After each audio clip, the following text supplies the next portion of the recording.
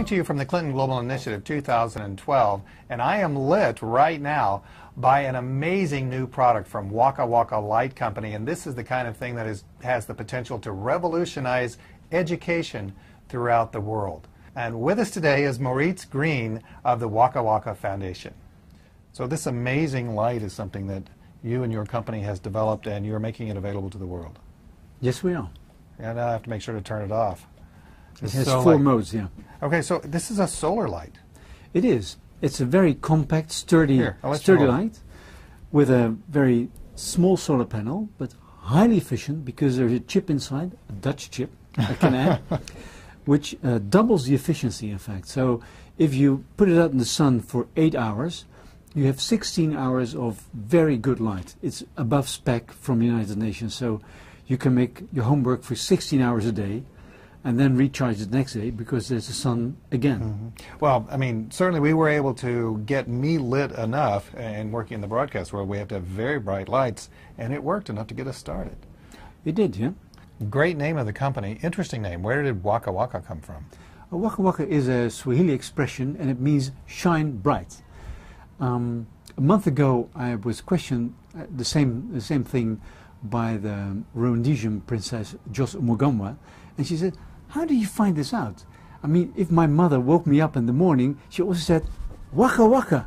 This means the sun is up, because they don't have a watch. They also use that expression, Waka Waka.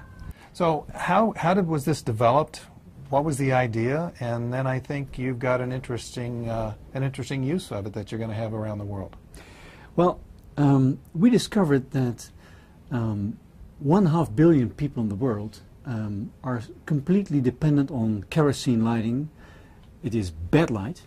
It is toxic fumes. I mean, people inhale about 2 packets of cigarettes worth of air pollution in their lungs, in mainly unpolluted areas. I mean, it's the pulmonary diseases.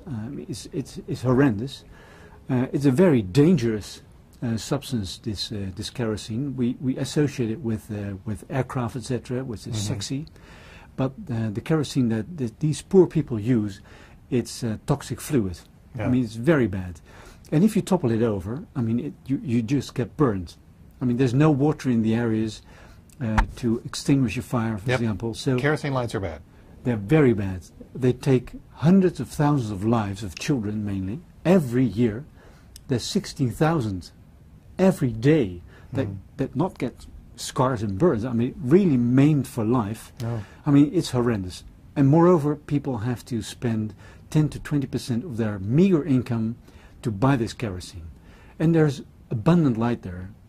And so far, people have not been able to use the solar light because solar was expensive, the LED light was expensive, and the combination was out of reach for most of these people living at the bottom of the pyramid, living only on $1 or $2 a day. So we set out to design a sturdy product which will last for a long time, which is affordable for even those people. Actually, I did try to break it. We've been throwing it around our studio area here, and we didn't break it. Yeah. We didn't stomp on it or anything, but it seems to be very durable. Is that yeah, I think only elephants can really destroy it. Yeah.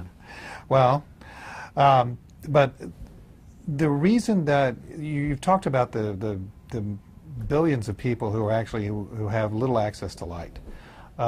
Why is this important? Well, of course, at 7 at night, especially in the equator areas, I mean the poor countries in Africa, Asia, etc., at 7 o'clock, all of a sudden it's dark, and people have to rely on these kerosene lamps. I told you about them. This means that hundreds of millions of children don't have the chance to educate themselves because there's no possibility to make homework. I mean, try yourself to read a book while having a candlelight. You have to be very close. It's all these fumes inside. It's very bad light, and you don't do that for much more than 10 minutes or 15 minutes. So from a field test that we just did in northern Nigeria, we figured out that people on average have more than 3 hours a day extra when using this light in comparison to the kerosene lamps. Really? Well, I live in Seattle, so it's not going to work out there, right? Oh, yes, it does. How come? I mean, Shell is about the same size, the same altitude as the Netherlands, where I live. Mm-hmm. When I put it out, even on an overcast day, it's still charging and it still gives you a lot of light. All right, so I've charged it during the day, Yeah. and then how much light at night do I have? An hour or two? No, no. If you put it out on the daytime, you have 16 solid hours of good light. Really? 16. Of the same intensity of the light that I had when we started this? Yes. My goodness. So then the other part, then this must be very expensive. Well, we designed it to be affordable for people living on no more than $2 a day. So if they are to be using it, and especially these people are off-grid, they are not in a position to escape from the poverty trap by not having the possibility to educate themselves. It has to be cheap. So we are a for-profit company, but we try to keep our profits as low as possible, which is very contradictory maybe, because otherwise these people can't afford it. I mean, we have to operate on a commercial basis in order to expand our business, to do research on even new and more products which were coming on the market for next year. So, but we try to keep it as low as possible. It's brilliant. It is. So it works by, I open this.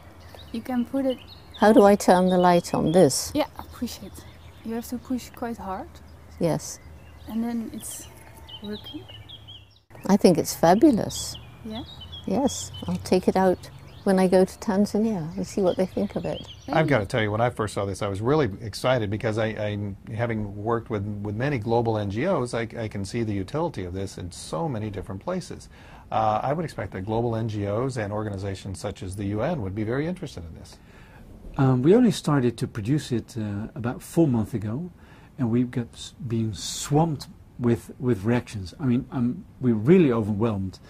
I think we now have reactions from 78 countries in the world, from United Nations Refugee Organization, from UNICEF, from Red Cross, from many foundations that help people educate themselves in the third world. So we're really busy, fortunately. Yeah, well, can you keep up with the demand? Oh yes, we can. Of course, we started producing a series of hundreds of these WakaWakas in the first place in order to test them. How are they really working in practice? Do people like them? How would they use them? Do they have questions? Is there something that can be ameliorated in the meantime? We've done that. We've made some ameliorations. But now the product is ripe for the market, and we're upscaling. And from next month on, we can produce over 1 million a month. So, and after 2 or 3 months, it depends, we'll be able to produce 2.5 million each month. So, wow, how long will they last? There's two or three actually, three main components that answer your question. That's the batteries inside. They last for 3 years. We're working on expanding that lifetime, but 3 years. So if you have to replace the batteries in 3 years' time, you just chip up these at the back side. There's 4 of these screws inside. This is to protect them from not corroding, of course. Then you unscrew them, you just take it out, you click the batteries out, you click the new ones in, and you screw it again, and then you're done for another 3 years. So here you have the indicator which says that it's charging, that you're certain that it is charging even on an overcast day.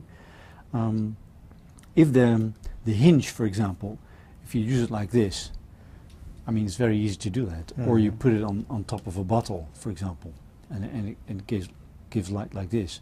Or you put it like this. At some point, this will loosen a little bit.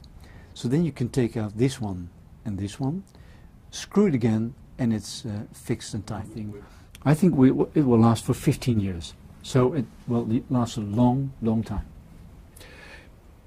Okay, I'm hearing nothing but positives. If there were a negative, what would it be? I have to think really hard. I have to think really hard. You know what, actually, that's the thing. I've been trying to think of a negative with regard to this particular light and how it can be used in what we call impact countries here on Rainmakers, and I can't find one. So as a result of that, I think you're going to have nothing but success. So Martin, thank you very much for being on Rainmakers. Thank you very much.